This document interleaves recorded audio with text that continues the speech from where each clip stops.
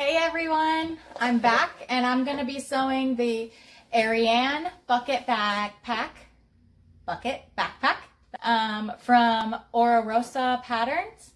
It has just released and it is so cute. Eh? Alright, so this is the front of the backpack. It's not just a bag, it's a backpack. And here's the back. I have a seam down the center. It does not have that in the pattern. My vinyl did not fit, so I did that. It's got a tongue lock closure and a magnetic closure, so your belongings are safe in there. It's got lots of room in here. It's got a zippered pocket, and there's 3 slip pockets in here, which are done super cute. I hope you all love this bag just as much as I do. This is so fun. I can't wait to make many more of these. I've already made 2. I know a lot of the testers have made multiple as well. It's a pretty quick sew overall, and it's got just the most beautiful little bum. Look at that base. It's so perfect. I love it. I love it. I love it. I love it. So anyways, join me in sewing this. And if you have any questions, please let me know. I'm always happy to help. So let's begin. I started off by prepping all of the straps and handles and connectors and overlays. I put all my markings on the back sides, and I put double-sided tape all the way through. So I will start by top stitching all of this. This is the strap lock strip. We'll pull out the double-sided tape, fold our raw edges to the center on both sides, and then fold it in on the other edge as well, so it meets right at that center line. Then you'll fold it in half, and we will top stitch. But I'm going to go ahead and prep all of mine before beginning. Let's speed this up.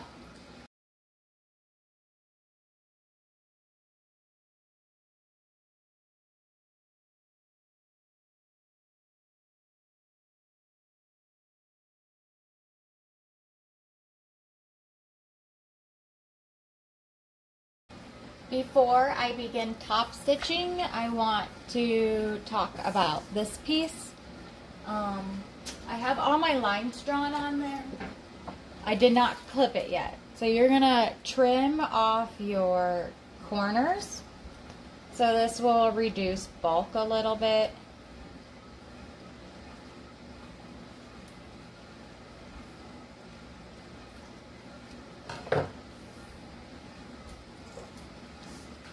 Then you can go ahead and take your double-sided tape off and fold your vinyl to your drawn lines.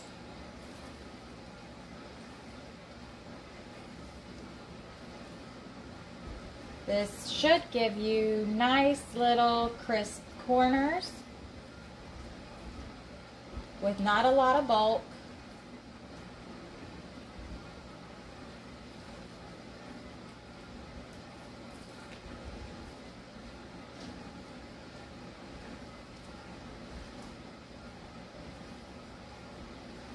So you'll see on my top here that they gave me nice, really good corners, but on the bottom, my vinyl is a little bit further away than on the other side. In order to fix that, I'll just push it closer together. It pretty much does it all on its own. It's like I'm just a millimeter off or something. So we will mess with that piece more in a little bit. We're not going to top stitch or anything. I am going to go ahead and put Wonder clips on all four corners just to help hold those edges right there. I'll set that off to the side. I want to start with my handles because these are going to be top stitched just a little bit differently. When we fold these, we're going to make marks where she tells you to, and then we're going to sew only on this edge we folded, only on that side. We're not going to top stitch the unfolded edge, just the one that we folded together, and only between the markings that we made. So I'm going to place a mark real quick.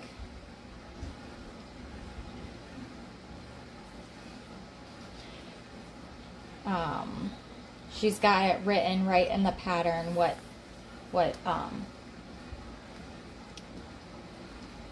measurement it is.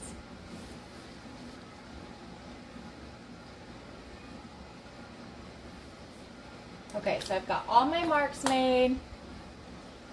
I'm going to fold my vinyl over and clip it.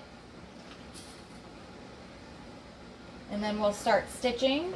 I'm going to use Tex 80 thread and a number 18 needle. I'm going to use this little scrap of vinyl here as a hump jumper because I sew with my zipper foot. It doesn't like to grab my fabric at the very beginning, and the little scrap of vinyl helps grab it. So I'm going to be naughty and backstitch at the beginning and the end of my vinyl. I do not have a needle that will fit into my vinyl and pull my threads through. I have tried to pull my threads to the back and just tie it off, but I can't get my knots to stay good enough where they are not pulling. So don't tell Alexis. So here's what one little rolled handle will look like. Sorry for the lighting. I used a Tandy marking pen. Actually, it's not Tandy anymore. This is a More Me Know marking pen with an Amazon refill in it. More Me Know's channel has more info on it. So I can just use a little bit of water and remove my marking. So I'll go ahead and do the other handle real quick, and then we'll move on to the connectors. Okay, so the other handle's done, and we'll set that to the side for right now. Do the connectors. For the connectors, you just want to top stitch the whole length of them at 1/8 of an inch. Oh, I'm sewing on a Juki DU 1181. I have a servo motor, Tex 80 thread, 18 needle. I think that covers everything.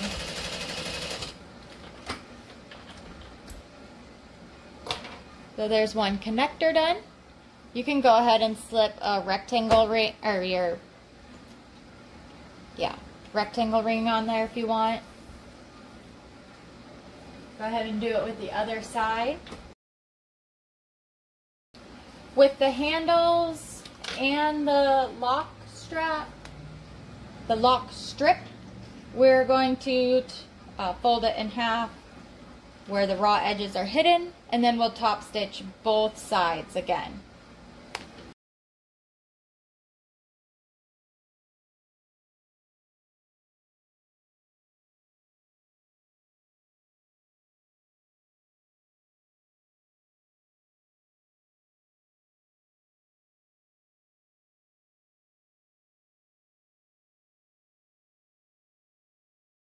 We were supposed to actually top stitch just the two short ends of this little piece here.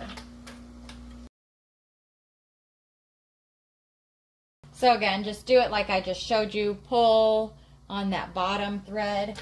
It creates a little loop. You can grab your loop with the seam ripper or whatever and pull it out, and then you tie those off. So then we'll move on to attaching the strap overlay and the straps to the back panel of the bag. Okay, let's go ahead and grab our two straps and butt them up end to end. It doesn't matter which end. You can pick the one you like better or whatever. I want to make sure I have the tops facing the same direction. So they're going to be put together like so. And then we're going to zigzag them. Now you can see I have a straight feed machine right here. I'm going to have no zigzag stitch. So I'm going to fake it. Fake it till we make it, right? So what I'm going to do is I'm going to start sewing at an angle from approximately like a 1/4 of an inch away from the top corner here and stitch across to here. Come back, stitch across, come back, stitch across.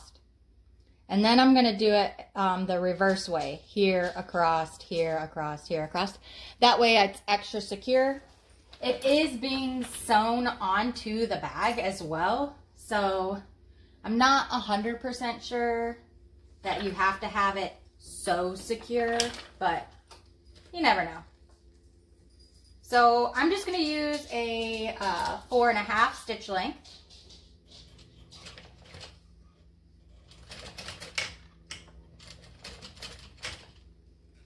Looks like I might have needed my little hump jumper, but we'll make it work.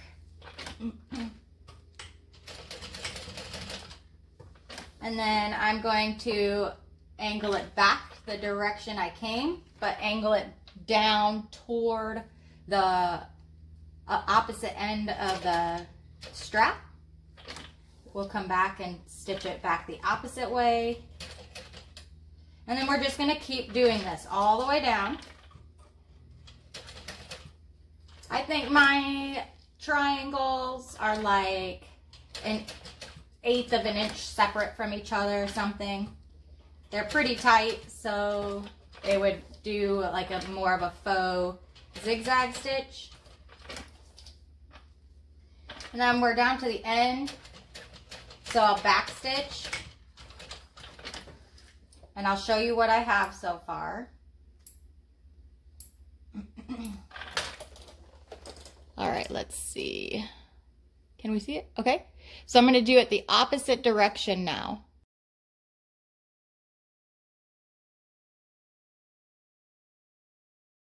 Okay, so here we go.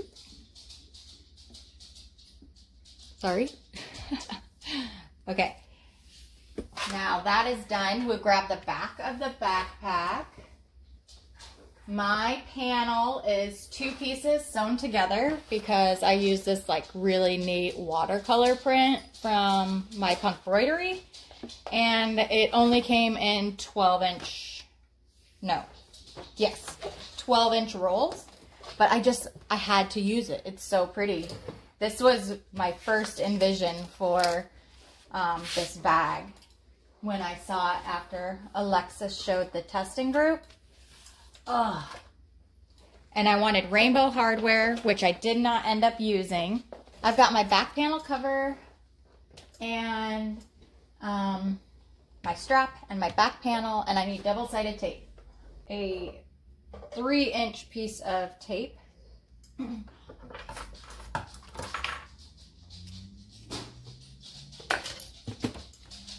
Just so you know, I have movers across the street here.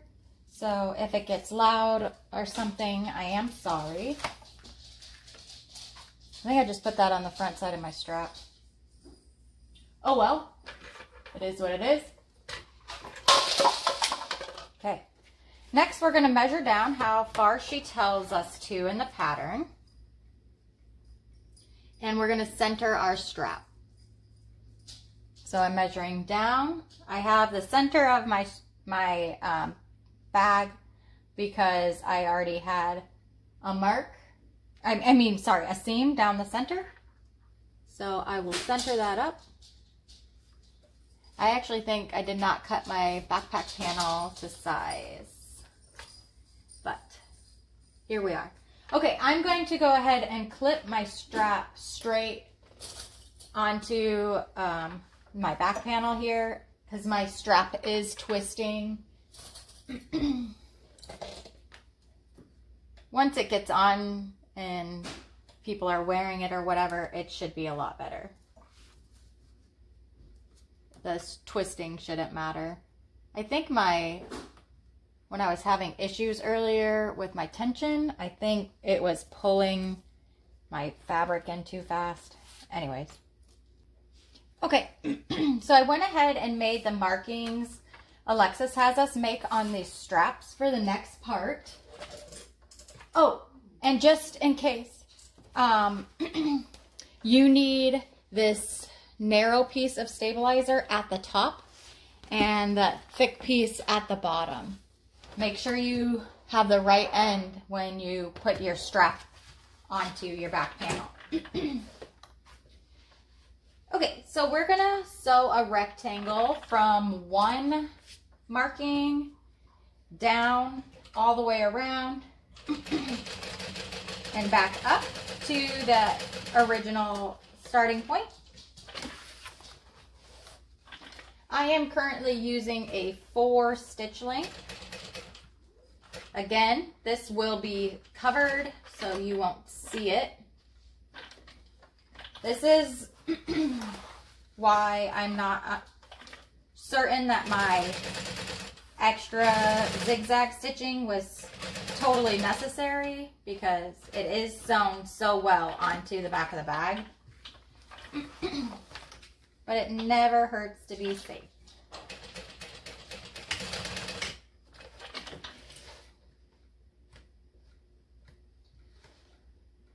You could probably sew a X into this box if you wanted to be extra safe.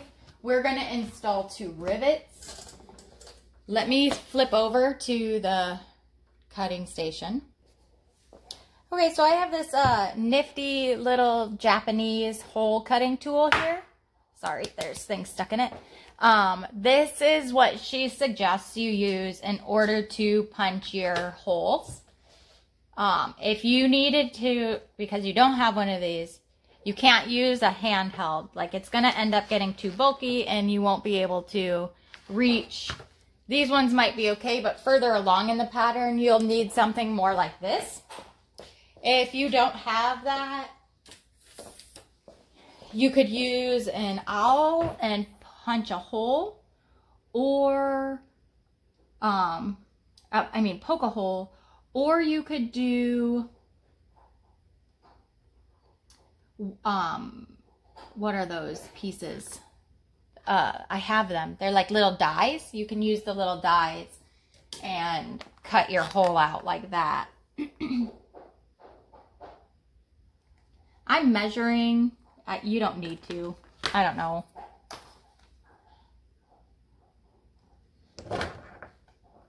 Okay, so we're just punching our hole through all our layers.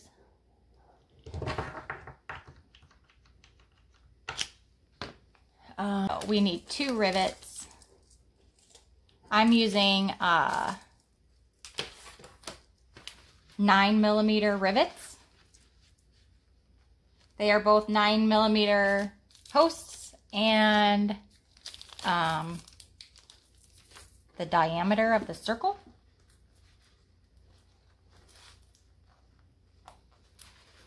Okay, I'll go set these over here. I'm going to use this little handheld press.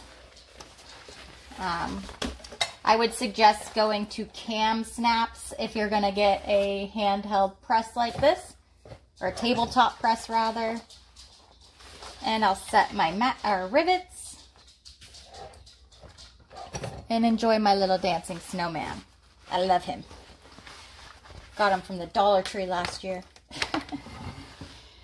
Okay.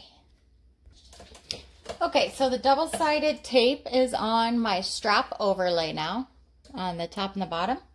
Make sure your double-sided tape does not overhang any of the edges, because this is the final piece. You will see everything on this piece. So I'm going to take both pieces of double-sided tape off. Kind of fold this right sides together so I can find the center and lay it on my center of my strap.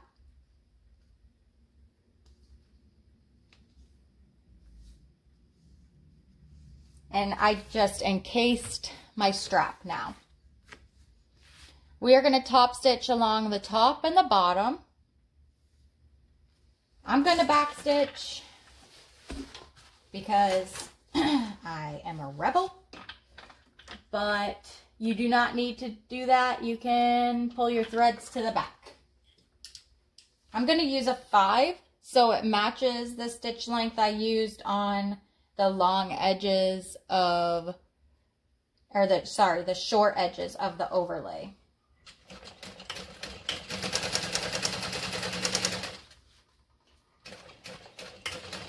We are going to rivet the 4 corners, so it's not necessary, I would say, to backstitch, because you're not solely, your pressure points aren't going to be right there by itself.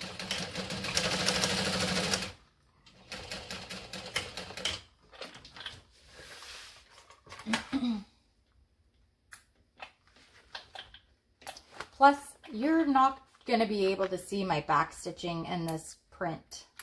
It's so shiny and busy. This pastel color is just blending in.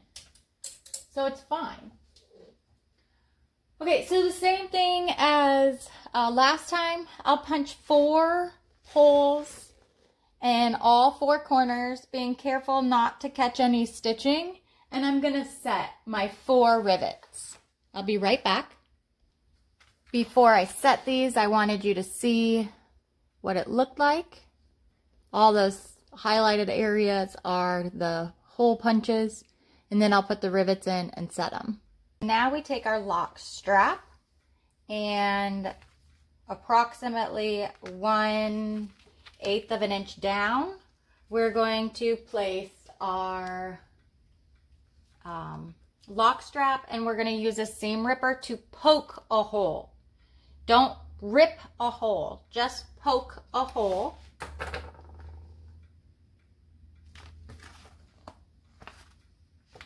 Whoops. Then we'll flip it over and measure and make our marks as she has you do in the pattern. I'm going to use my seam ripper again. And now I'm going to rip the hole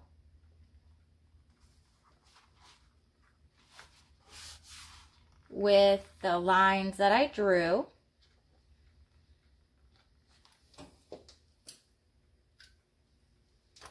That first one, and then we'll make the 2 angular cuts on each end.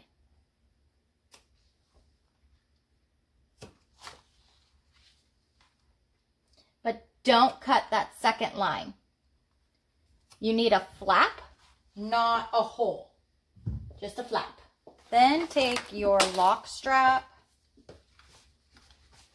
and insert into your hole.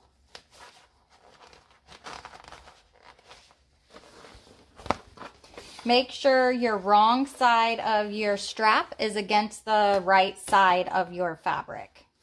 So the right side of your strap will be looking up at you.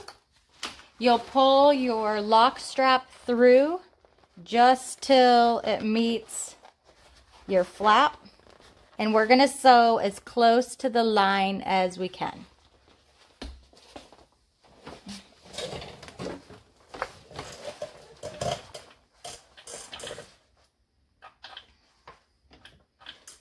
Do not sew outside of your box so you don't get that, you don't see your stitching. There we go.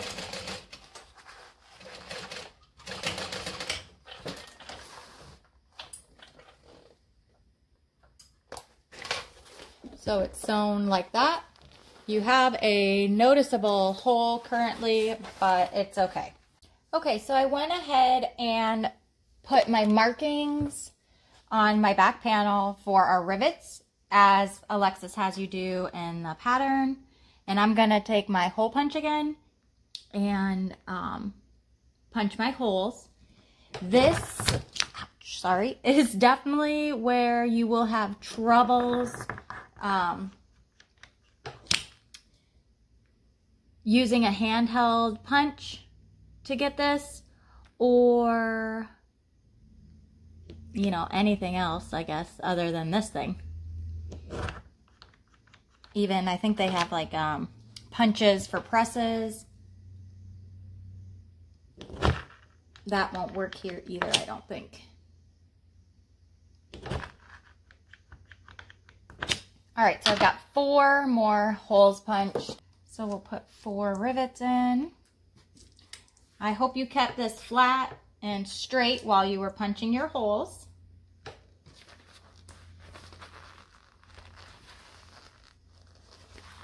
We'll flip it over and put the backs on. Oops.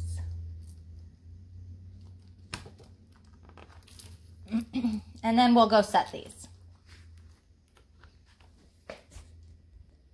I'm going to show you how I'm setting these just because this is a bit of a tricky area.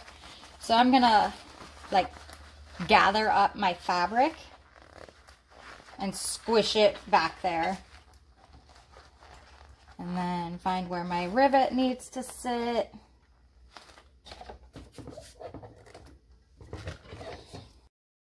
You do the same thing on the other side. Just scrunch it up, get it on there.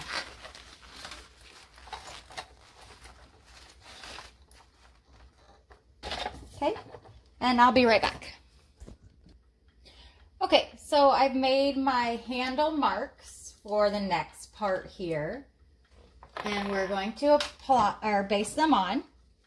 We want to put the seam side looking up. You want to put it to the side of the line you made.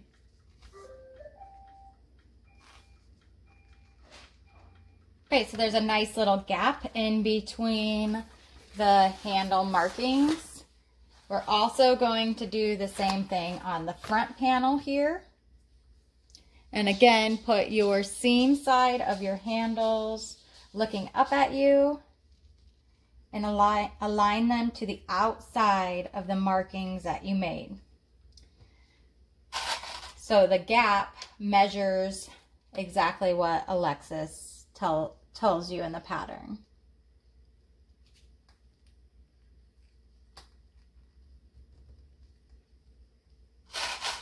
All right, so then we'll baste these on. I use a 5 for my baste stitch, just like a top stitch.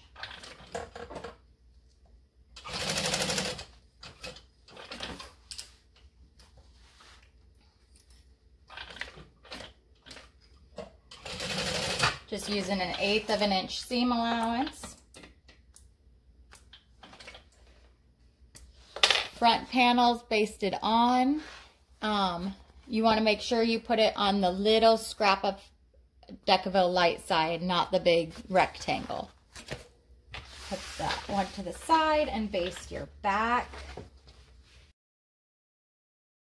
Okay, again, I have my connector pieces marked where Alexis has you mark them in the pattern. And I'm going to clip them on.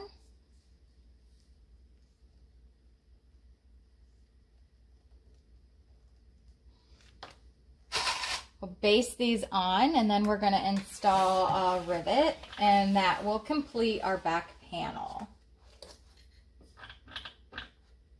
Well, I guess we have to install a magnet, so almost done. And yes, we're installing the magnet on this exterior piece. I did it the last time.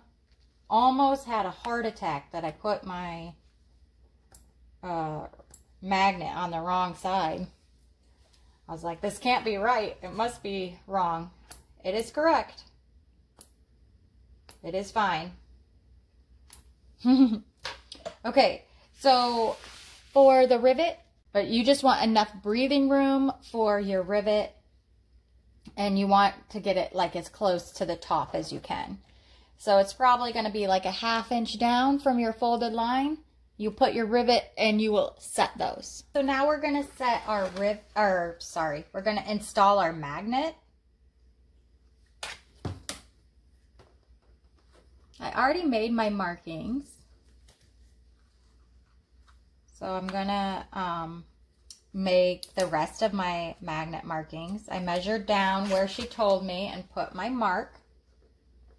Then I put my prong placement markings.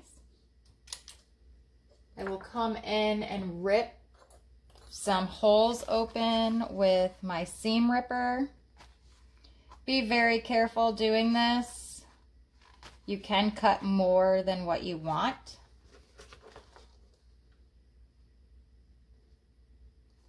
I've got a seam right down the center here, and my prong markings are right on my stitches. So what I'm doing is going just to the outside of them, so I'm not ripping open my stitches.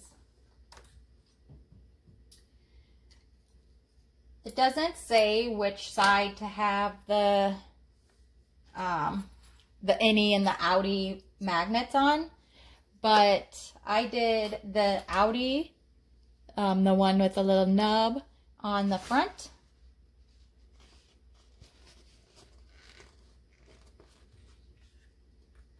I'll get a piece of Decaville Heavy. Sorry, I've got scraps right over here. So I'll put a scrap of Decaville Heavy on the back side of both of my snap marks. I know some people only have you put Decaville Heavy or Peltex or whatever only on one of them, but I do both of them because I get paranoid. I actually found scraps of Peltex, which is shocking, but anyways, Peltex, washer, Peltex, washer. Fold those prongs out. You can fold them in if you want. It's totally up to you. And then you can put a scrap, not a scrap, but a piece of duct tape or painter's tape over the back, or a piece of interfacing, a scrap piece of interfacing. It's totally up to you. I personally am going to use painter's tape, which is nothing like duct tape at all, but this is what I have. So there we go. Our magnets are done on both the front and the back. I've got my back innie over here, my front outie on this side. But before we move on, I'm going to add my handmade tag, or whatever you want to call it. Mine doesn't say handmade, that's why I'm saying that. I'm going to put mine 3 inches up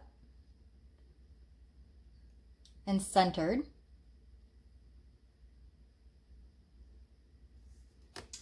I guess I'll use this white. I get mine from a Canadian supplier called Spotted Zebra. They are not metal, they are made of cork. I like them a lot. She does an incredible job. So here's my tag. I'm gonna double check that that didn't move because it looks crooked.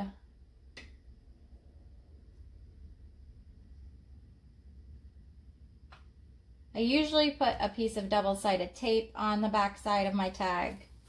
I just forgot to. Just one little skinny piece so it doesn't shift anywhere. Not a skinny piece, a short piece. Sorry.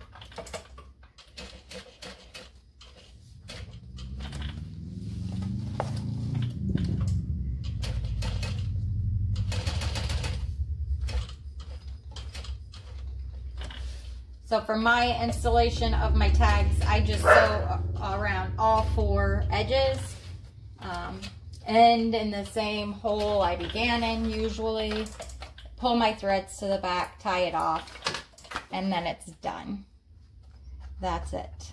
So I'll finish this up and we'll be back to put the front and back together. With your front and back panels right sides together, we're going to match up the sides.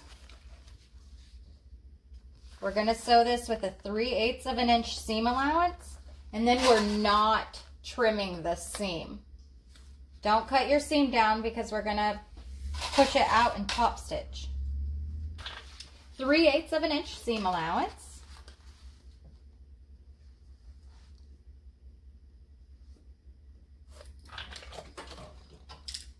I'm going to use a 3.5, maybe a 3 3/4 for this vinyl.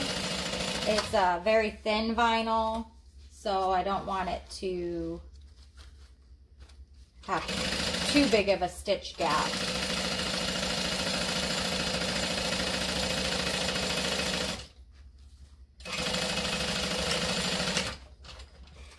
Okie doke. We'll turn up to a 5, and then we're going to take our seam here and open it up. I like to just start opening it with my finger at the top there and still keeping it pressed flat. I'm going to move it over to the bed of my machine, get it under there, and start top stitching. You're going to stitch 1/8 of an inch away from the seam you made. Make sure your seam stays flat.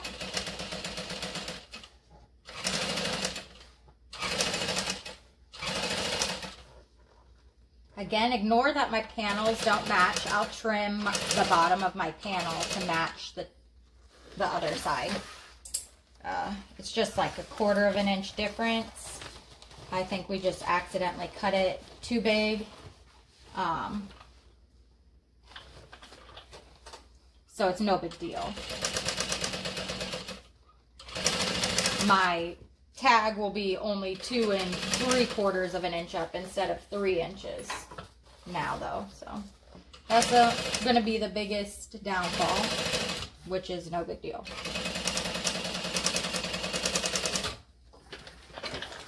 Okie doke. That side was the easy side. This side is a bit more difficult, but it's not doable. Okay, we're going to take the front and bring it over to the back, and we're going to make this large tube. 3/8 of an inch seam allowance again on this side. We're going to stitch all the way down. Make sure you turn your stitch length back down.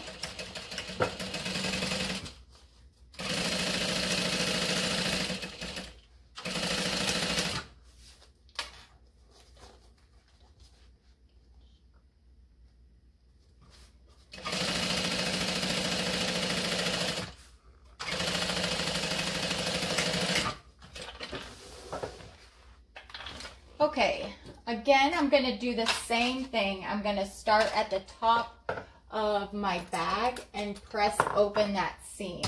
Right now, I'm just moving stuff off my table so I don't knock any of it down. I'll probably still knock something down. I'm going to stick my finger in there and open that seam up. Okay, and then I'm going to come over to the machine and pull this top back panel out of the way. Make sure I'm still have a flat seam. and we'll top stitch down. Turn your seam allowance or your stitch length up if you need to.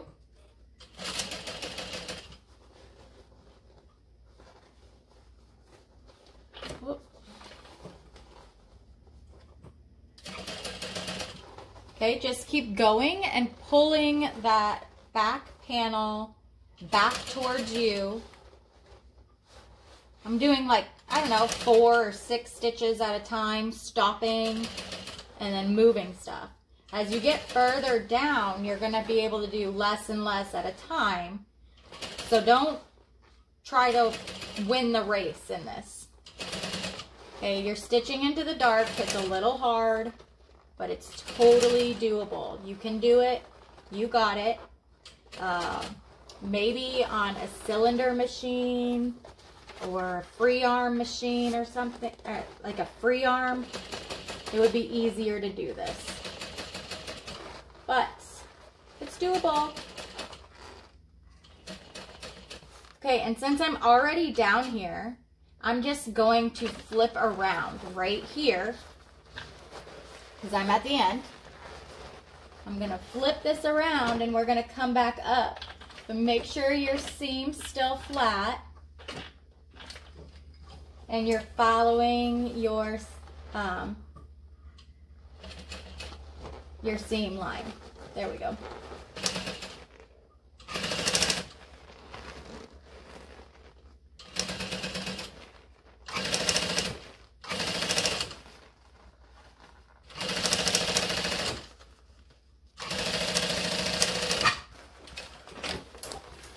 Now, I've done these many a times.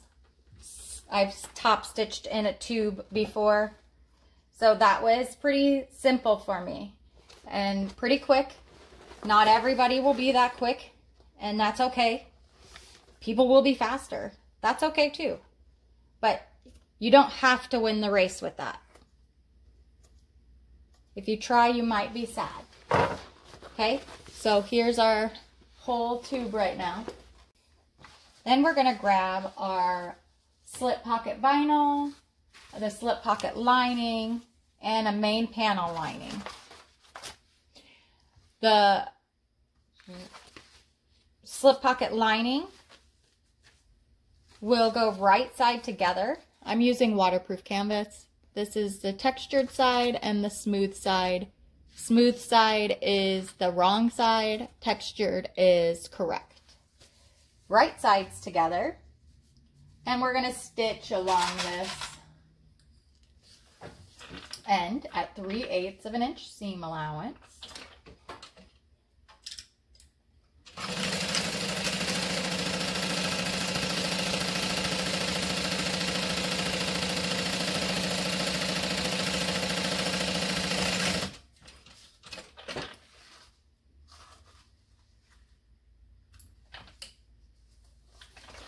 Okay, open it up. Push the seam towards the lining side.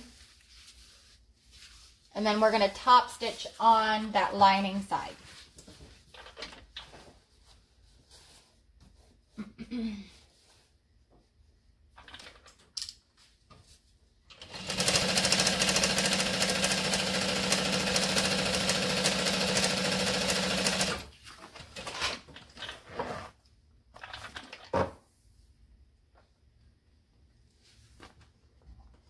Okay, we're going to fold the slip pocket vinyl to the bottom of the lining piece, wrong sides together.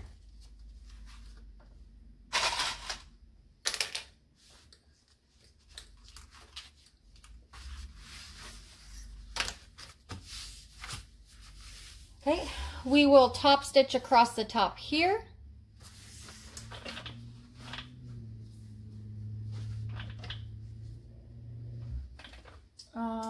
I don't know where my scrap of vinyl went.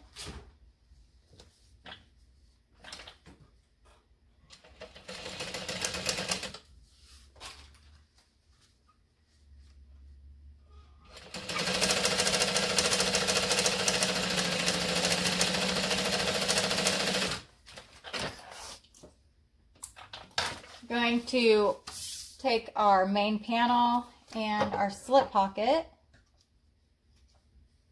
and we're going to put the lining or the vinyl side of the slip pocket onto the right side of the lining. So vinyl side onto the right side of the lining.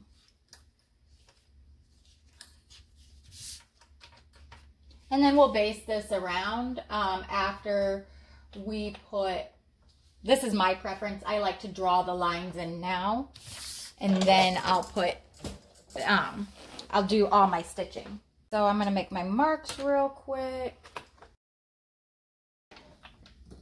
We're not stitching all the way to the top of these divisions. We're going to leave about 1/4 of an inch unsewn.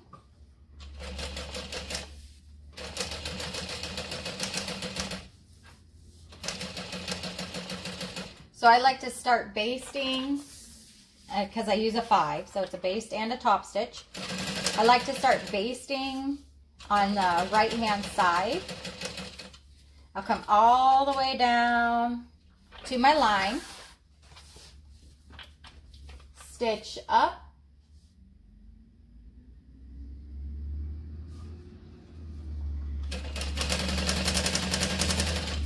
I'm gonna guesstimate where my 1/4 of an inch is.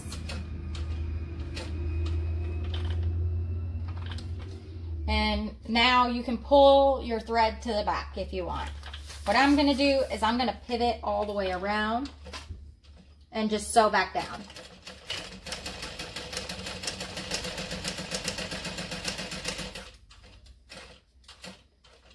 Now this is gonna be like pretty ghastly with the contrasting stitching.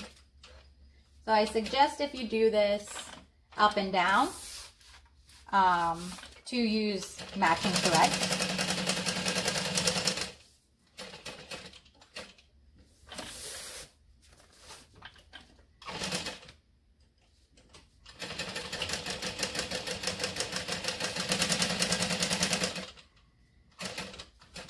And this is why she has you only do 1 line of stitching. So it's way cleaner.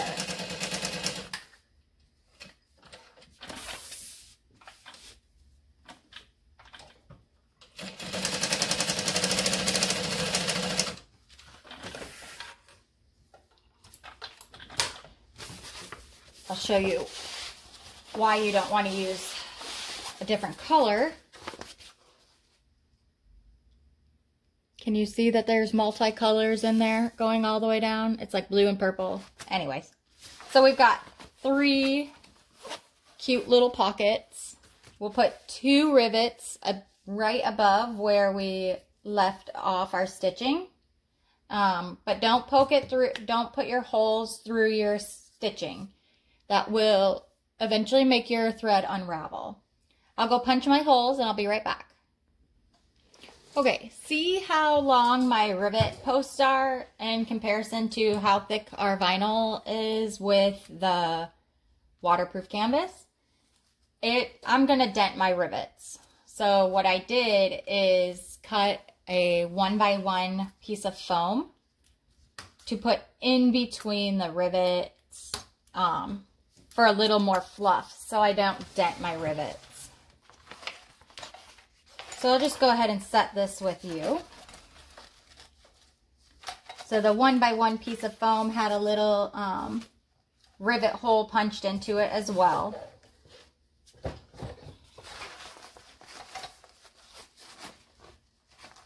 And that just gives it just the right amount of little bit of fluff in there, so I don't dent my rivets when I'm using those long ones. I only have long ones, so it's what it is. Okay, so for easier filming, I went ahead and got my zipper panel, my zipper pulls, the zipper pockets, and the main panel. And I drew my box on the back of my zipper panel already. Okay, so all I have to do is lay my ruler down, center my pocket, and I should be able to, my facing, and I should be able to start stitching. So I made a little B on the bottom of my zipper panel. That way I know it's in the right. I have the bottom on the bottom since I pre-drew it. We're gonna do 2 stitch lines only. This straight one for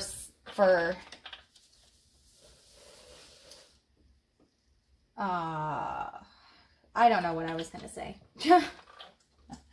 So we're stitching just the 2 parallel lines. I just did all the boxes and stuff for easier filming, so I don't give away all the pattern dimensions and whatnot. So 2 straight lines.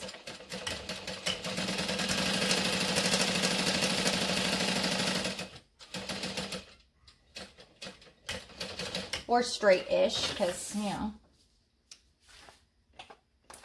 All right. So then we have a line in the center already. So I'm going to go ahead and rip that open with my seam ripper, beginning at the mark she tells you to. Which it should be about a 1/2 inch away from each end. Then we need some scissors and to cut into the box here.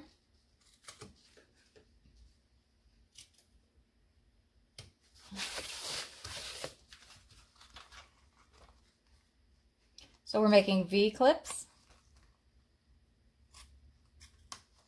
Okay. So this is what we have. We'll turn this. Oh, I don't think I told you, but your facing is supposed to be right sides together. I'm super sorry if you're following along with this and I just messed you up for probably the 11th time or something. We're going to pull that facing to the back of our panel and try to get it nice and flat.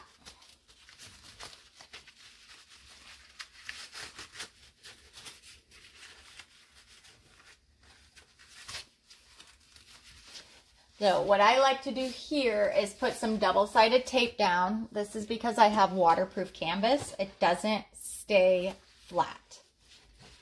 It pops up all the time. So what I do is I like center my 1/4 inch double-sided tape over that little edge from our seam allowance and tape it down so it doesn't move anymore. No popping up for you. See? Then we'll pull that double-sided tape off the backing and flip the top part of the facing up towards the top of your panel. And this helps keep all that waterproof canvas pulled to the back so you don't see any of the facing peeking out when you put your zipper in. Again, this is just with the waterproof canvas. You can like iron your cotton fabric, but I'm stubborn and use this waterproof canvas for everything. So I bet even if I just used waterproof canvas and like a cotton facing, it wouldn't pop so much, but I love waterproof canvas. All right. You can even put some double-sided tape here if you would prefer at those flaps. I do that a lot of the times. Okay. I like to set my big old thing on there to keep it flat. Get our zipper and our pocket. And I'm not going to put my pull on yet. because I always make my zippers just a little bit longer than what it's saying, so I can put my pulls on later. So we'll line that up to the top edge. You want the right side of your fabric looking up and your zipper teeth looking up at you. A little bit different than what like a regular zippered pocket, but this way is really nice.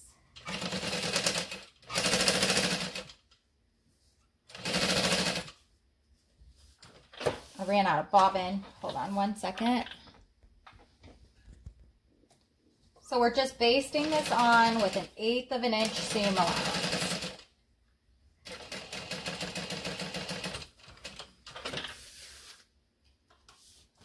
Then we will take our other zipper pocket and do the same thing. You want your zipper teeth looking up, your right side of your fabric looking up, and you want to match up your pocket sides, okay? Make sure those are even.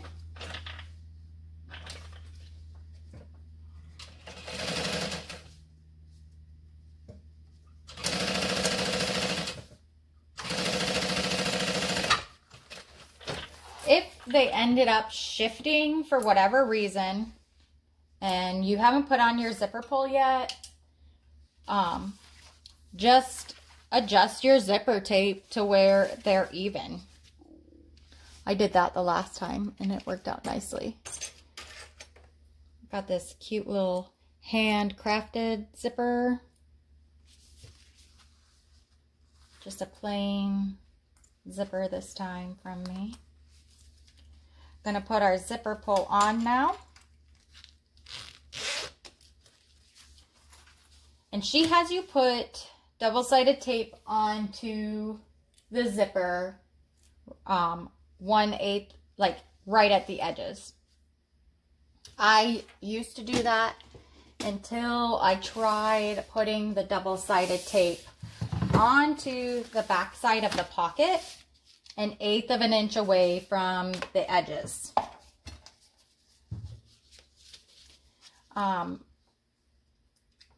This is I only do this because I can't get my zipper to line up as easily as this way.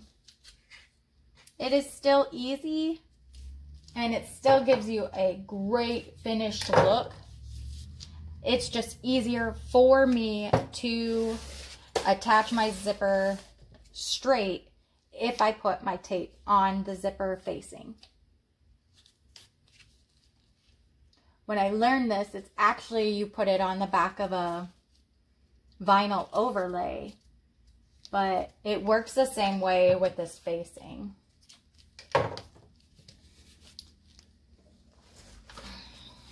So then I'll take off just the bottom tape right now.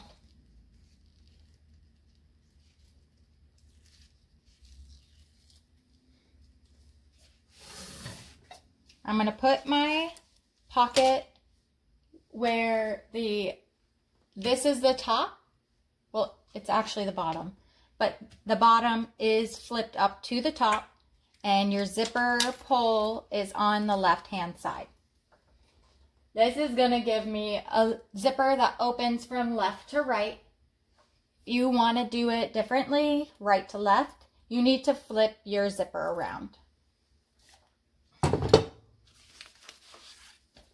So I'm going to take my zipper now, my zipper, well, my lining, and I have my double-sided tape off on just the bottom.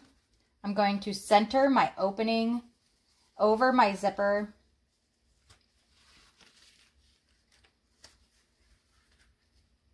And then I'll stick it down. And I'm done. Like, that was it. There's no more moving for me or anything, which is fantastic. So we're starting at the bottom. We're not going to backstitch, and we're going to top stitch straight across to the other side.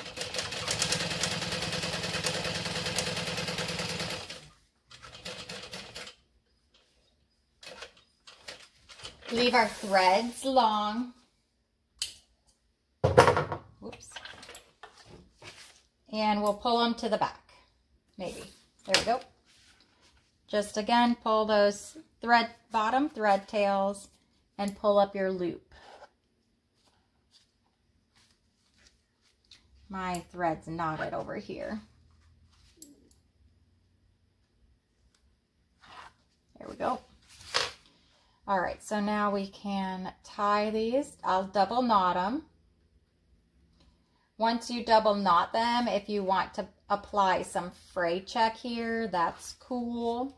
I'm just gonna leave my thread tails long and just double knot them.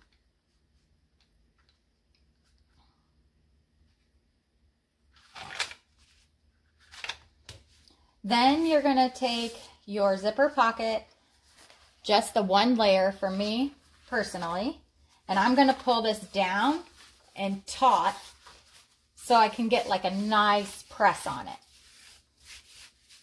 Then and that's probably just for the waterproof canvas you have to struggle so much for. Then we'll flip down the other side. Okay, and pull back the top to expose that double-sided tape we left, and pull the backing off of that. And it should pretty much just flop over and be where you need it to be.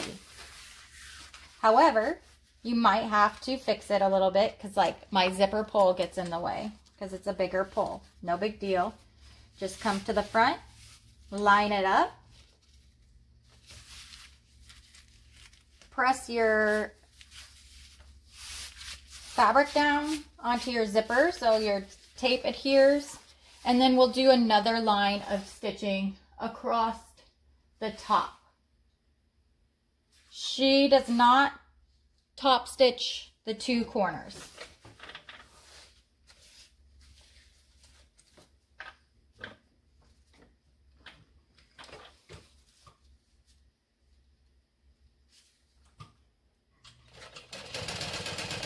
Again, don't back stitch at the beginning or the end. Leave long tails and pull them to the back and tie them off.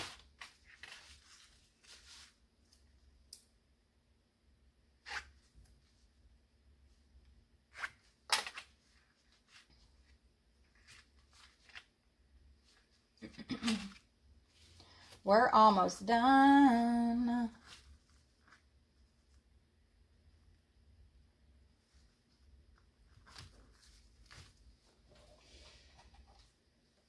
Okay, so then we'll flip to the top, the front rather. We're going to pull our lining to the side so we can see that triangle and your facing and some of your zipper pocket. And we're going to stitch straight down.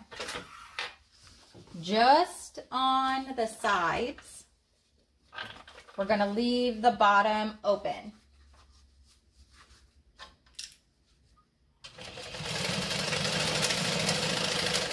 I like to fully stitch over my zipper and then fully back stitch over my zipper. That way that zipper is really secure.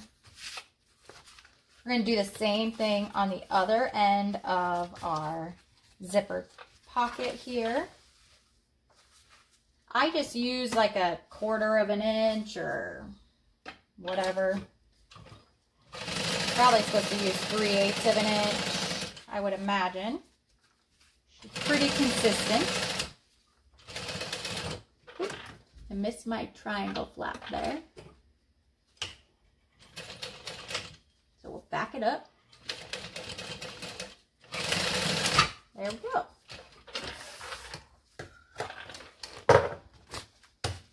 So, your zipper is done. The back is open.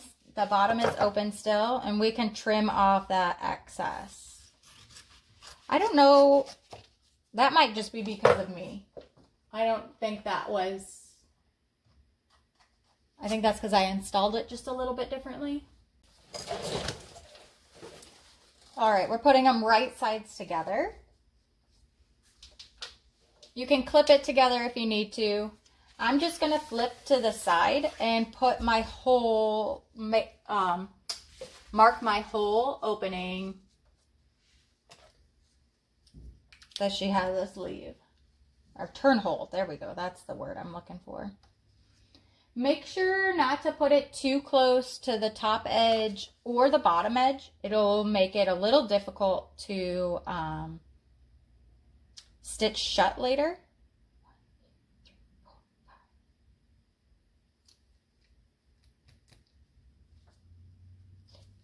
Okay. And then we'll sew down just the two sides.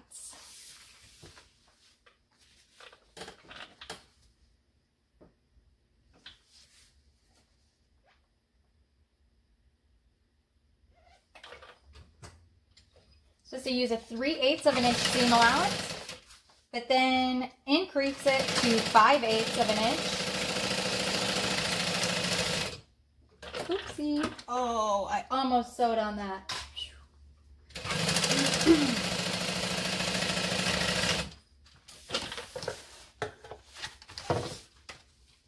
We'll do the other side.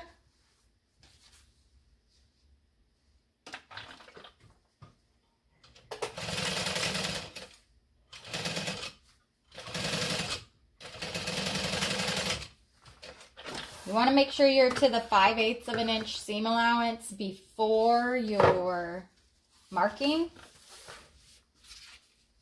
just so it's easier to fold in later.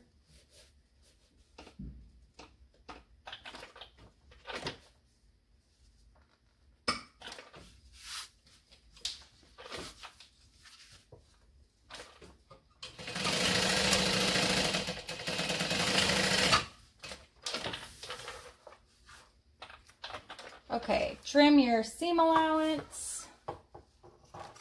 So I'm actually I'm gonna leave my seam allowance on the bottom and top edges.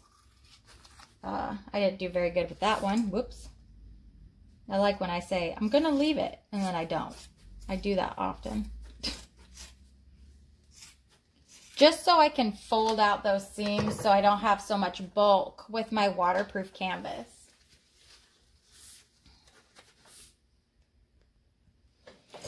All right, so we can find the top of our lining and take your two side seams and put them together so we can find our quarter marks.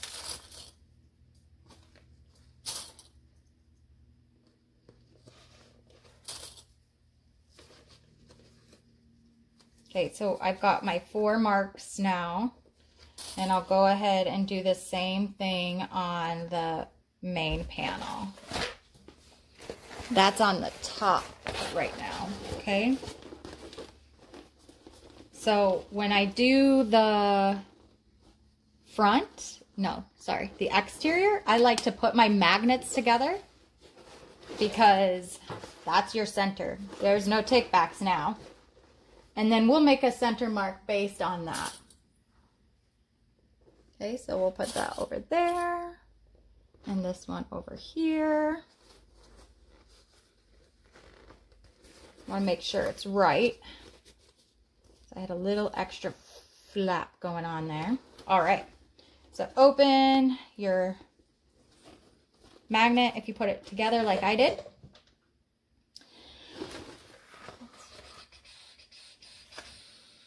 Insert the lining into the exterior. Okay. So we need to flip the lining.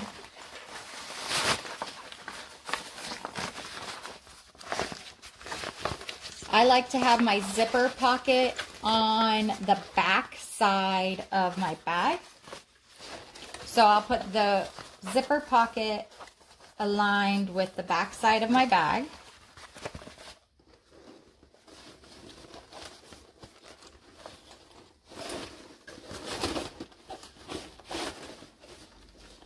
Okie doke, right sides together. Here's my center for my back. I'm going to put a couple of clips here because I want to. Here's the center for my back. and my center mark for the back. The sides over here. And whoop, this one.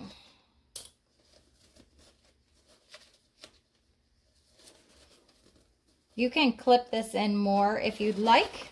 Okay, you should be able to see a little bit better from here. I'm going to start anywhere. I think this looks like it's the back.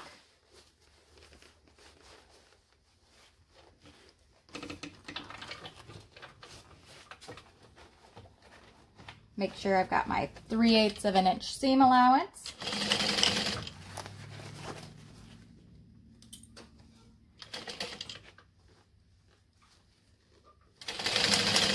I'm going to go back stitch over these connector, or they're actually the handles. Just for extra security.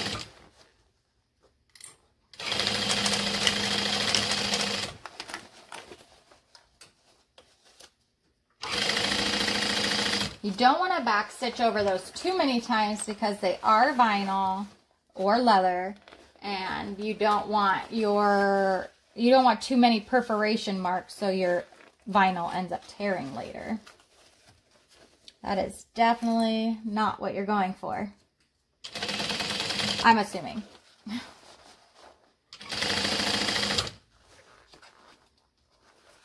All right, handles up here.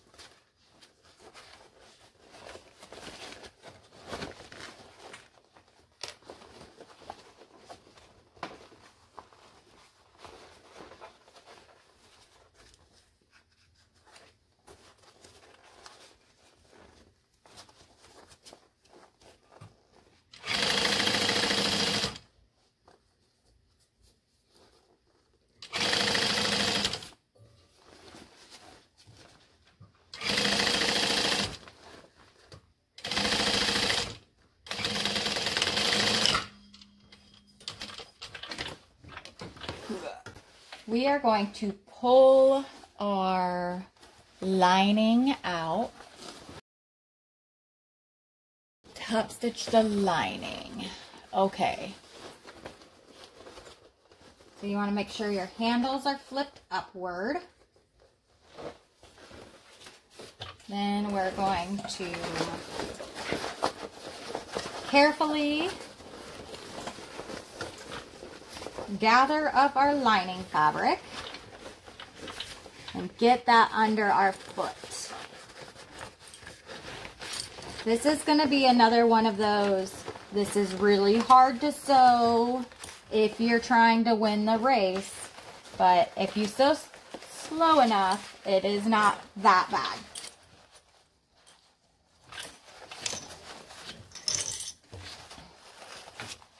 Okay. Let's ride. We're doing about 1/8 of an inch seam allowance on the lining side. Make sure your handles are pointing up toward the exterior. I'm going to only do a couple of stitches and then move my fabric. A couple of stitches, move my fabric. I don't want to catch that underside. You see my fingers are under here, trying to make sure everything's moved out of the way. I do not have a cylinder machine. That's like, you know, the dream that I'll probably never get, which is fine. I'm okay with that. I love my juki.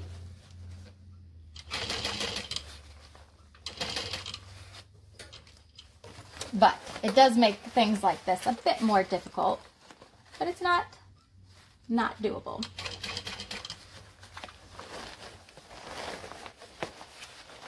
But just remember, slow and steady wins the race this time.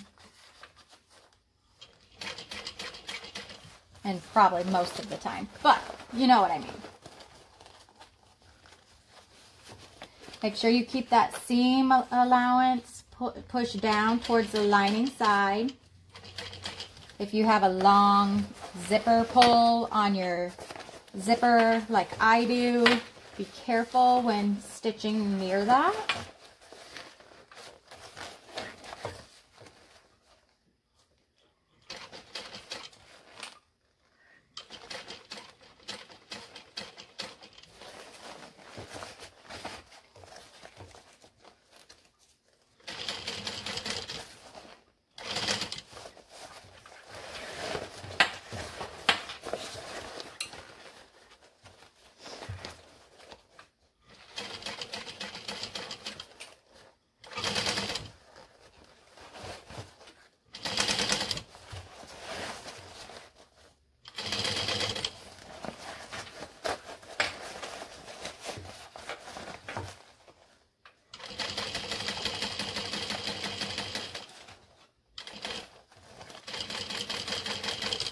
Your handles are pointed up, right?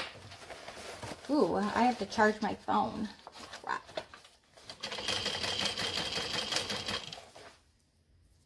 All right, let me make it the rest of the way around, and then I'll have to figure out how to charge my phone so we can do the rest of this video.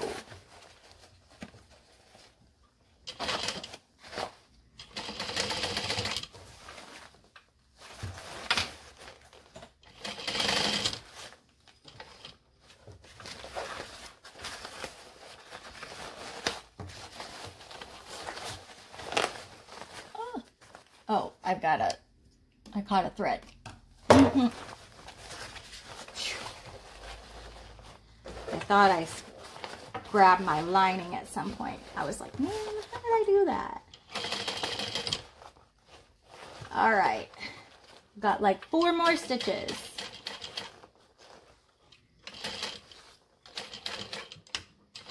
And I'm back stitching.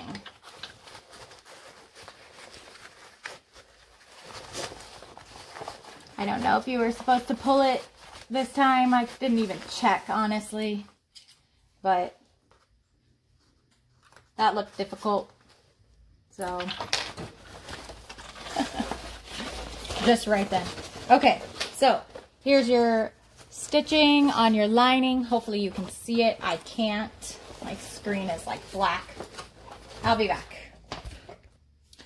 All right, I have taken my exterior bottom, which is so cute, put in my purse feet with, I just had screw-on purse feet. I made my marks where I was supposed to. So, we're gonna have to turn this wrong sides out now. Hopefully you did choose a thinner vinyl like Alexis tells you to. The thicker vinyls will be way more of a challenge to turn and gather up and stuff. One of the testers says, don't be like Manda and use a thick vinyl. I hope she appreciates my call out. You rock, Manda. All right, I don't think I have my center marks like I'm supposed to, so I have this back center mark for sure. Oh yeah, plus we have the side seams on the front. You can put those right sides together, find your centers, then put your 2 front and back centers together to find your other quarter points. Okie dokie. So when you put your purse feet in, or if you decided to leave it out, you should have still made the 4 marks. That's going to give you your centers of your circle. So I will go ahead and clip 1 center to 1 center mark. Come to the opposite side match my marks, and then do the quarters.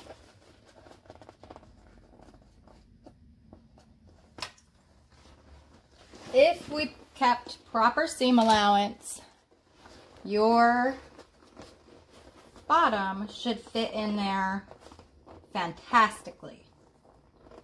This is a good bottom. I'm very impressed, especially with how round this is, how well the bottom went in. Lots of people don't like the round bottoms, you know, because they just don't fit in right all the time. So I'm going to go ahead and add one more clip right here, and then I'm going to go ahead and staple. I'm just using a Staples brand stapler, you know, nothing exciting. I'm going to get it all the way to the edge, like so far away from my needle, it won't even matter, but it will hold my vinyl together and not shift, okay? So we'll go ahead and put another clip over here. And you really should probably make sure that your bottom fits all the way before you start stapling. I'm just saying. I might have made a mistake right there, but too late. I'm in it to win it. Just kidding. Let's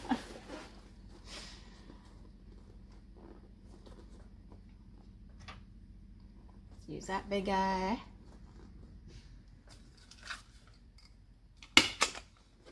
This time I'm putting 2 staples on this section because that's the connector right there, and I can't staple through that, I don't think. I actually have not tried, I'm just assuming. So I figured anyways that if we do it one on each side, it'll hold it in place better around those connectors, because that's when it really likes to shift trying to go over those thick spots, you know? Okay? Look at that base. Like, that's amazing, right? It looks like it's bad there, but it isn't. It fit. There we go. Look. That is a freaking fantastic base. And I am so sorry for saying the F word there, but that's a good base. I can't help it. All right. Let's sew. Let's ride. 3/8 of an inch seam allowance. Anyways. Oh, I don't want a 5. I've got, this is a 4 on the marine vinyl base, and this is the Simply line from My Punk Embroidery. So it's a thin vinyl with a thick vinyl.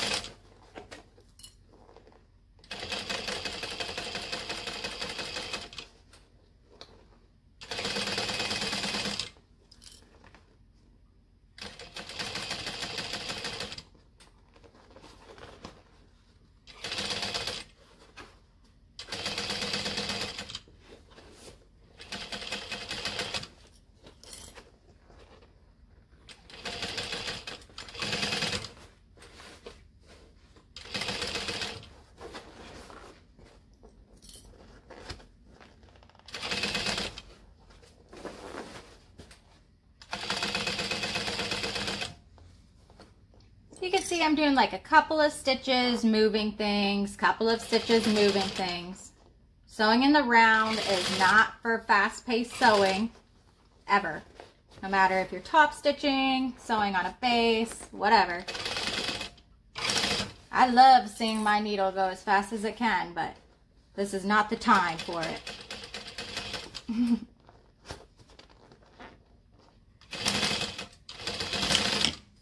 All right, base complete. We're gonna do the lining now. Bloop. lining, you can just fold your panel, your bottom panel in half to find your centers. I'm going to actually clip them with my scissors, or try to. Scissors are pretty dull right there. Then I'm going to fold it the opposite way. So one hamburger, one hot dog, to get the other quarter marks. And if I would have listened to what Alexis said at the beginning, I would have already had my markings for the bottom. But I don't believe that I did, because I don't have any markings. So this is also where I left a bigger, I didn't trim that seam down at the bottom either, so I can fold out my seam there. So hopefully that'll reduce some bulk. Now we'll do the same thing that we did and match up our quarter marks.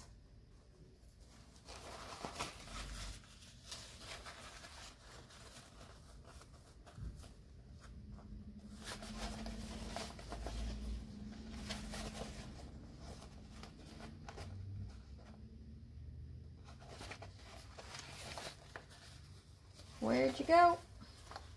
There you are.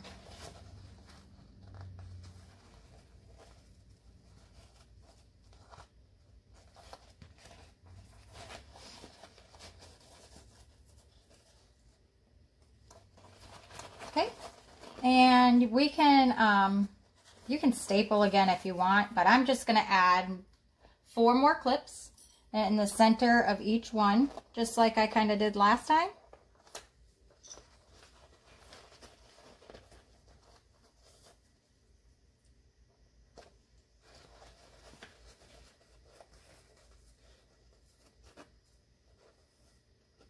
And look at this base again. She's so pretty. Does anyone else say bass and only sing that song? It's all about that bass, about that bass. Like, I can't. That's it. That's all I'm singing right now. In my head, over and over. Okay, I think we have to do this. She says 3/8 of an inch. Okay.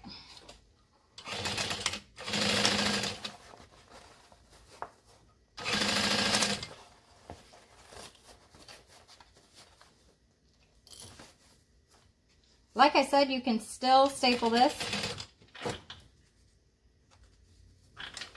but I'm gonna be a rebel always. I usually never staple my bases. However, on a round base, on the exterior side, I'm definitely stapling that every single time. Those are little moving bases. The little round ones or oval ones or curved ones.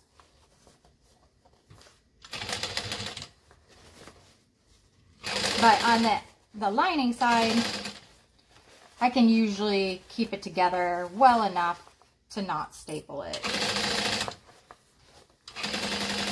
It would probably save me like a whole bunch of frustration if I just stapled it though.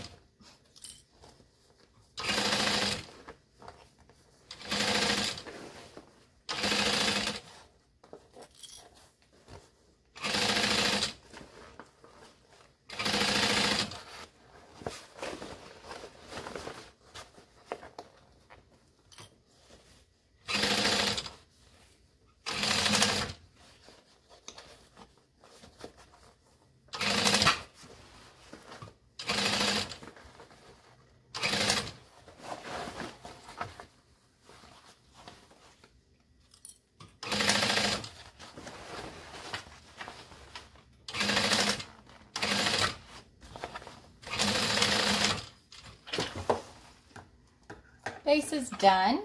I'm going to trim this down.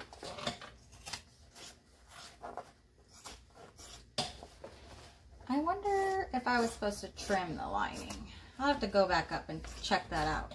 I mean, not the lining, the exterior. If I was supposed to trim the exterior, I will do that.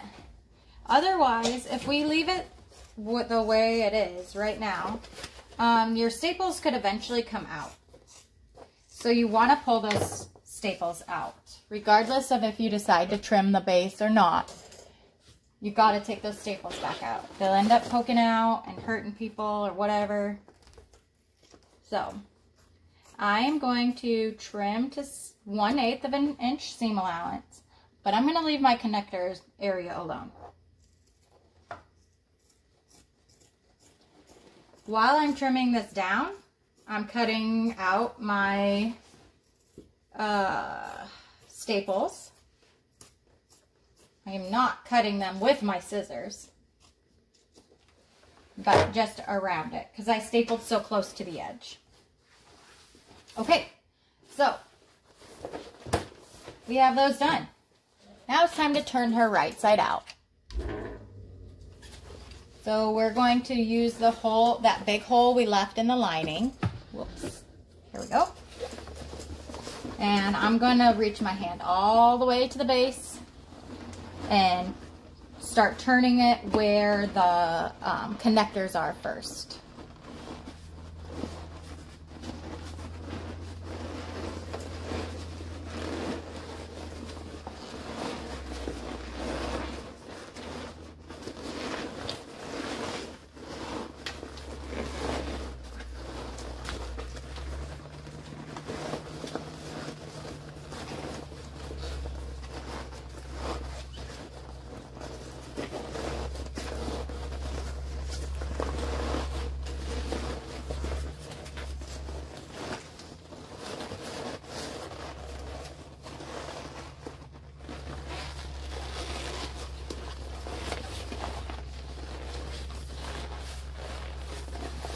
I want to go off screen and turn this out, but I don't want y'all to think that I'm going to do something like trickery because it's hard to turn out or something.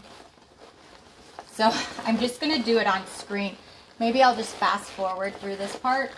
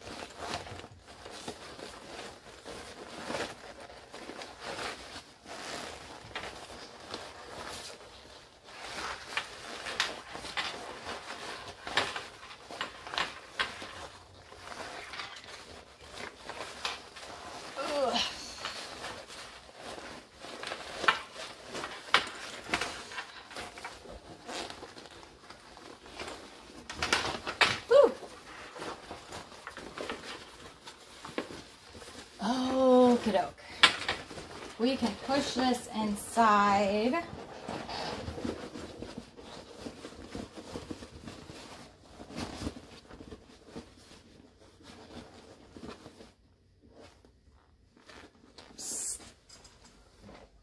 Oh, it's just so good. I love it. I love it. I don't know what my obsession is with the base of the bag. It's good though. I can't help it. Okay, so tuck that lining down. Oh, she's pretty. All right, and we are going to tuck the lining into the bag and overlap the edge as much as she says to in the pattern.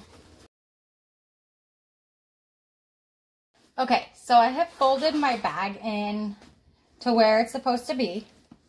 Okay, I'm gonna clip my magnets together and make sure that it's even all the way around.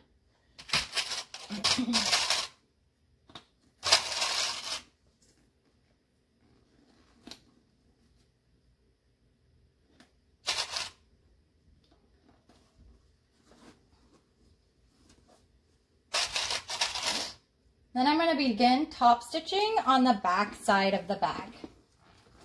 Just because it's the back and you won't see it the most.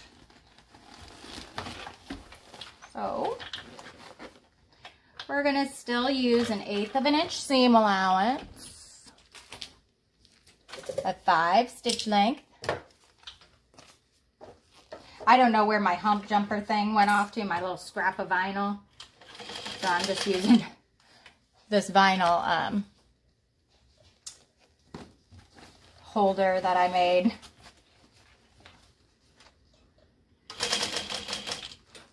So it doesn't like try to stitch in the same spot 16 times. I use my zipper foot as my only foot, and that zipper foot just doesn't like to grab the beginning of the fabric very well, so that little scrap of vinyl just helps it feed itself through better.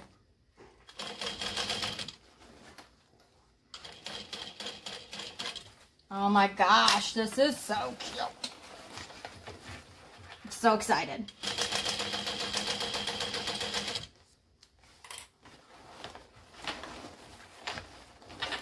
You want to make sure your handles are staying down inside the bag. You don't want those little puppies to sneak out. They need to stay in there for right now. They can come out and shine in a few minutes.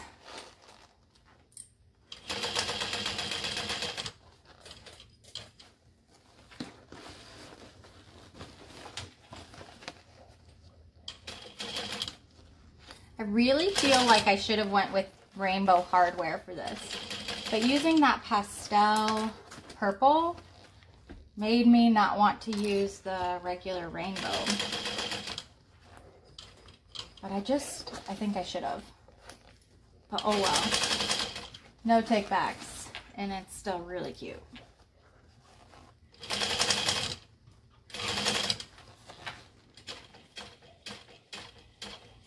Okay, so I'm to where I started. I'm going to leave long tails, pull them into the back, and tie them off. This time I will cut them and burn them. But if you're going to burn your threads like I'm going to, you need to be very careful because you can melt your vinyl. I have, and it totally stinks.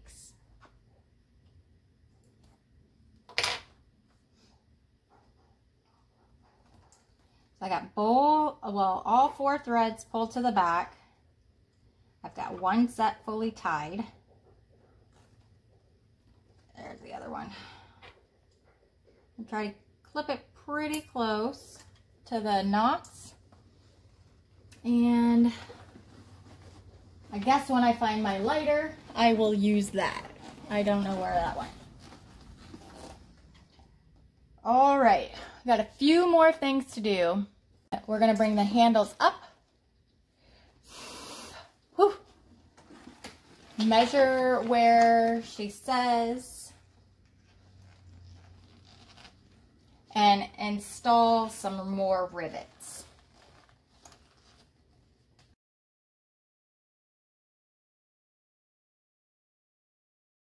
Make sure your handle's flat at that bottom before you punch your hole.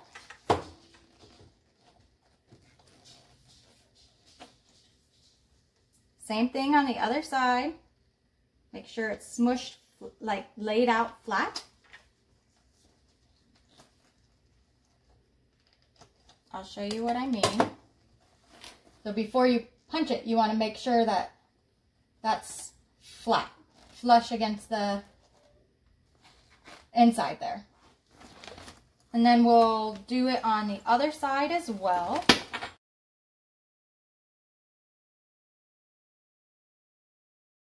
Let's set our rivets. Okay, so now that the rivets are in place, lay your backpack flat. Make sure your straps are straight against the back of your bag. Okay, and we're going to take the lock strap and install the strap end. The side that's looking at us right now with our backpack this way is the bottom or the inside of your strap. It's going to flip around your bag and come like this. So this is your top side and this is the bottom. We want to put our strap end installed the correct way.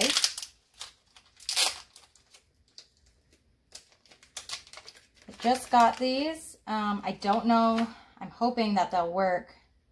They're off of Amazon because I ordered 3 colors from my supplier and did not order silver. And of course, I wanted to use silver because that's what inspiration told me when I picked all this out. Even though inspiration told me rainbow when I was thinking about the bag. It's fine. Okay, so I just took 2 screws out of my strap end because I have a screw-on one. There's 2 holes. All I'm going to do is slide my end of my vinyl into my strap end. This is what I was worried about. It's not going to be thick enough, I think. Okay, so what I did was ended up opening my lock strap like that, and I trimmed some bulk out of the inside there, and it is starting to slide on a little bit better. Still a little bit of a pain at the ends, or like a lot of bit of a pain at the end, but you can smash them in there pretty okay. Okay, so we'll just insert the screws until they're tight. I do not like overly tighten these or anything. I just get it to where it's like hand tight. All right, I'll pull on that, make sure it was, okay, I did it. I had to trim some more bulk out of there, which is why that second piece wasn't going on. But I win. Mwahaha. All right. Okay, so then we're going to grab our lock and our screwdrivers, which I did not misplace. They're right here. And we're going to take the screws out of this one as well. That's too small.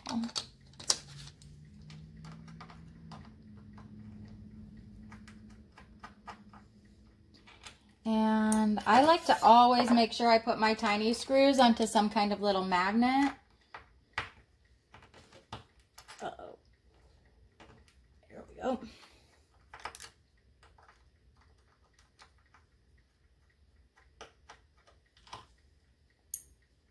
Okie-doke. Then we're going to take our, just that plate we just took off, and we're going to put it on the back of our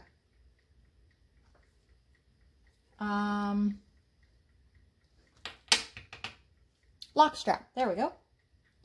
I think I'm going to do mine up and down, and it would turn left and right, and it would turn. You can do them like left and right like this, or you can do it this way. It just depends on what you want to do. I just want to make sure that my, oh, I don't have a thing like that. It's a tongue lock, this one is. So it's going to flip downwards. Okay, so I'm going to do mine left and right. So what I'm going to do is give myself like 1/8 of an inch of space between my strap end and my lock here. I'm going to mark a hole for both the screws and the opening there. So this is what it looks like right now. And I'm going to go to the floor, actually. Okay, so I went to the floor because I don't have a sturdy spot. I've got a cutting board, a hammer, and a set of dies here. I'm going to use this set of dies to cut my holes for my bag.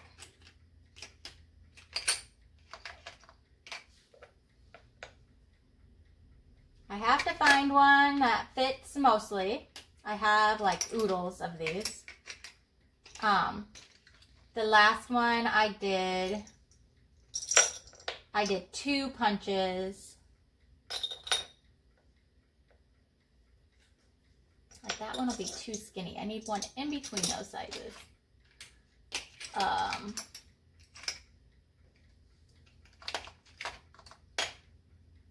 To get my hole cut out right. I did 2 punches to get my hole cut out right. Sorry about that. Kind of.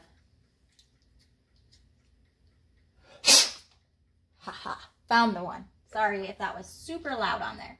This will also probably be very loud. So if you want to turn your volume down real quick, I'm going to hammer this one section of my cutout.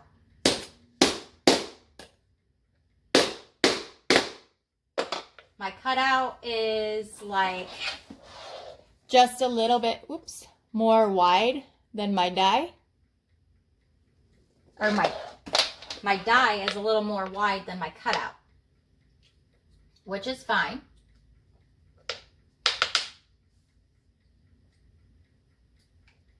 Okay, I'm going to do a second one so I can get the full length that I need.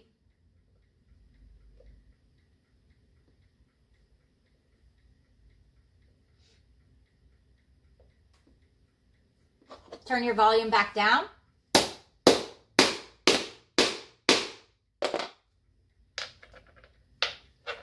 Now, if you want, you can try to straighten up your little line if you had to do 2 cuts like I did. Which is like nearly impossible, I think, but...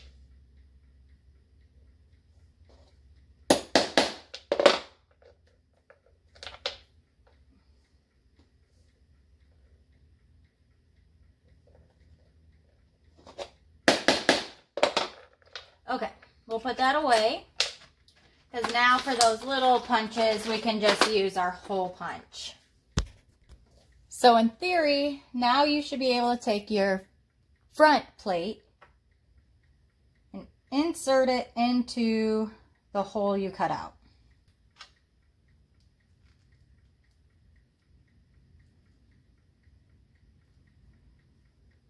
And get your screwdriver. Whoop.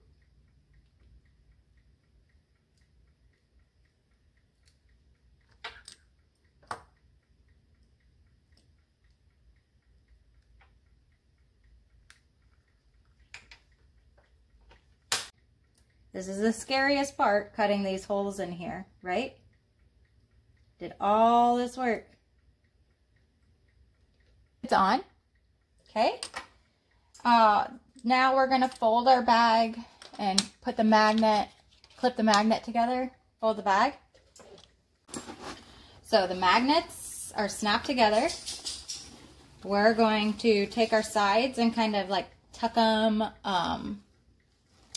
into itself. Sorry, I thought you could see better.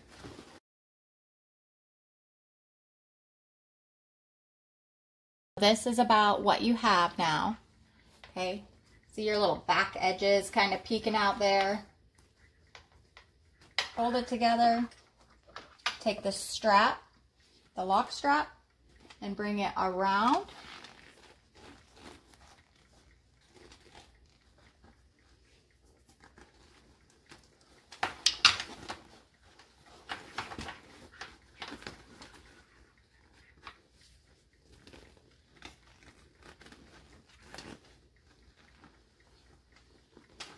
And you're going to put this lock on the back side. You want it all the way to the back, right? Okay, see, I'm on the back. See the slope right there? I'm on the back, okay? I'm going to make my marks now. I'm going to attempt to use this marking pen. I don't think I'm going to be able to see it. And then I'm going to grab my prong placement and a black pen and make my marks on there.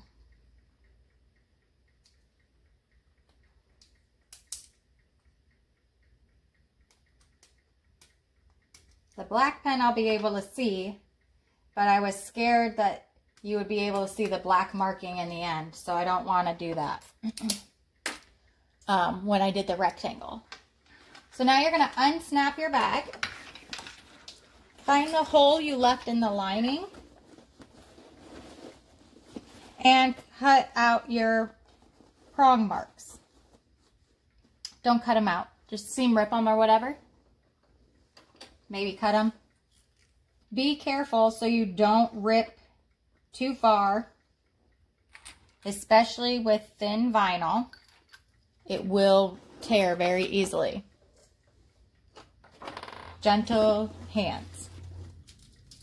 Okay, so looks like this doesn't matter which way it goes. I'll insert my prongs.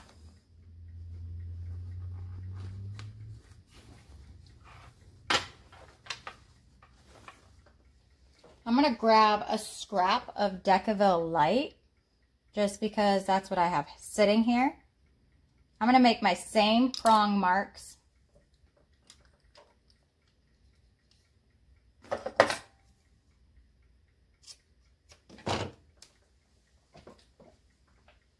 Okay, so scrap of Decaville Light, prong marks. I'm going to rip my holes in the Decaville Light. And I'm going to put this on in between the lock. The prongs I just put in and the washer.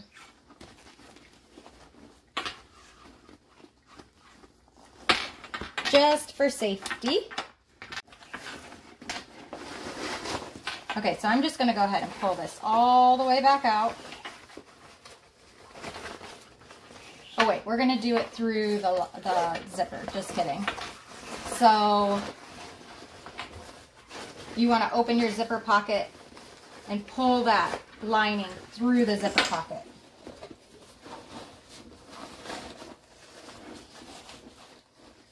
You probably won't be able to get the whole lining through there, but at least the opening.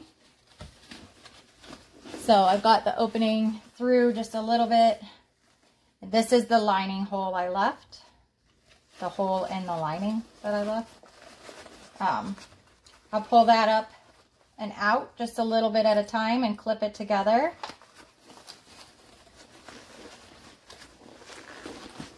Again, this can kind of be tricky because it's a little thick and hard to maneuver, but this will be another one of those couple of stitches and move stuff around type of thing. Much better. I'm on a 5. I need to be on like a 4.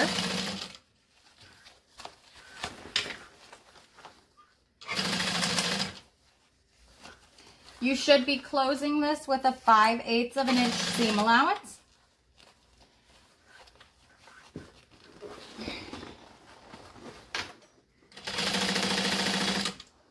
Go ahead and tuck that back into your lining and pull out your zippered pocket. Turn that in.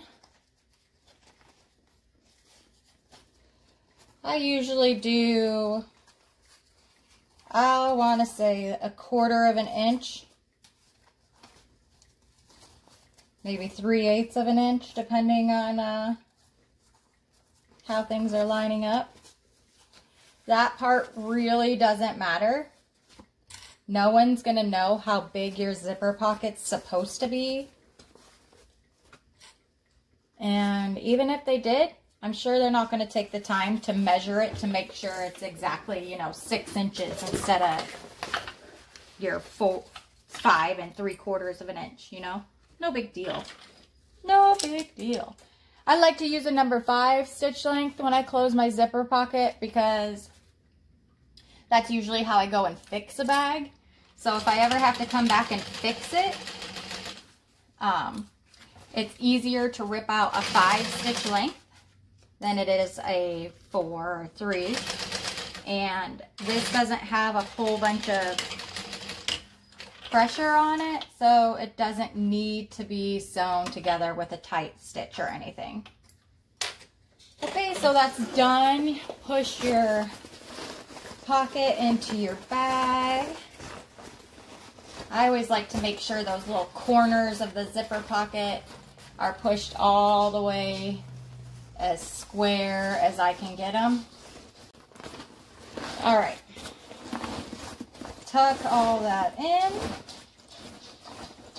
My bag likes to trap air in between the waterproof canvas and like, what? I'm stuck to the bag.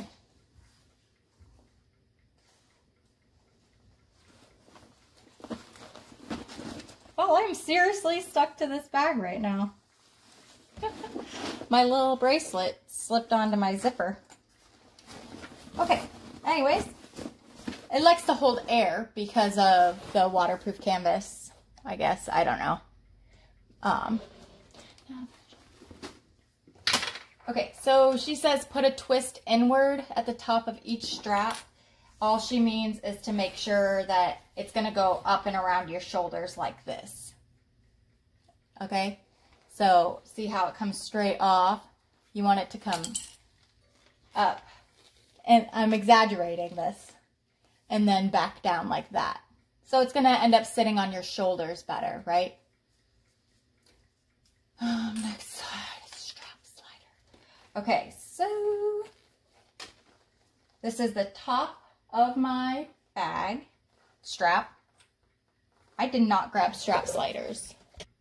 Okay, so then I will take the end of my strap and the top of my slider and slide it on. Double check that it's the top. Pass it over that center bar and down in there. I'm going to leave a gap here and come to the bottom of the bag and grab your connector and make sure it's not twisted. Insert from the bottom to the top. I go from the front to the back, bottom to the top. Pull it up. Stick it, lastly loop the back and under the first strap layer.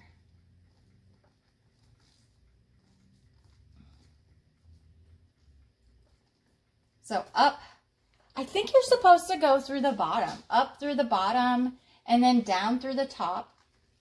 But sometimes I don't know that that makes sense. So anyways, that's what we're doing here. And my vinyl's a little thick, so give me just a second to work this through. I'm going to leave about 1.5 inches folded over, and I'll put a rivet on there. Boop. Strap's done.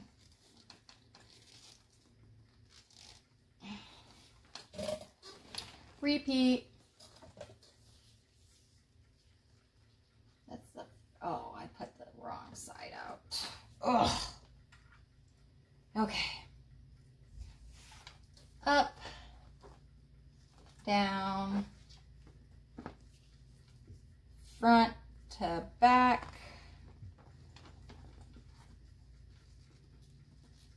up through the bottom, back down the top.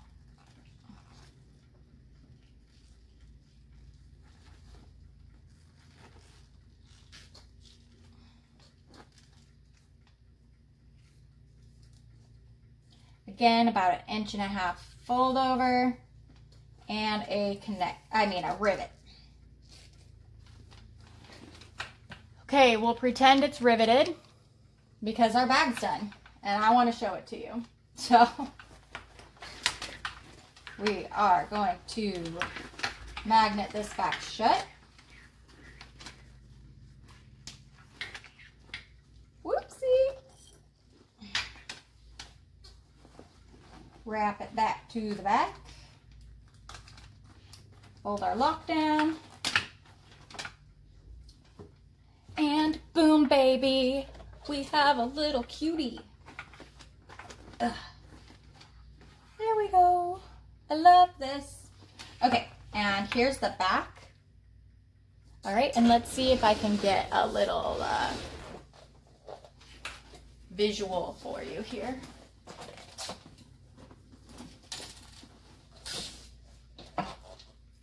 See? Super cute, right? I really, really, really like it. It's so cute. All right, y'all, let me know if you have any questions, okay? I'm happy to help any way I can. There's lots of tutorials on this bag. I haven't seen them yet, but I'm definitely going to watch them to see if they have any, I don't know, tricks or anything. I love tricks. So once I have the links, I'll put them in the comments below or the description or whatever. So anyways, can't see me. I hope you all have a great one. Thanks for joining me. Bye.